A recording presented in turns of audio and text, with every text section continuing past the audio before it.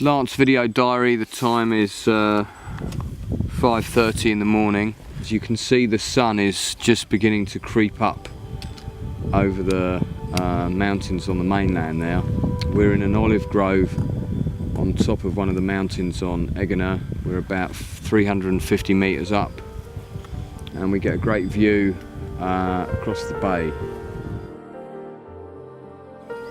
And we had to get up at 4:30 to get this, but we got here about 20 minutes ago, and the sky changes very, very rapidly at this time in the morning. Just before sunset you get these amazing colours and textures on the sky, and this is really the sort of thing I wanted to get.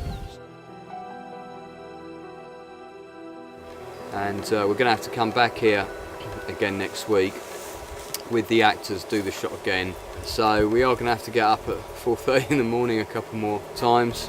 Can't say that I'm looking forward to that, but as you can see, it was worth it to get this shot. So keep following the journey, check in on my diaries, breezethemovie.com for other updates. Follow us on Facebook. Speak to you soon.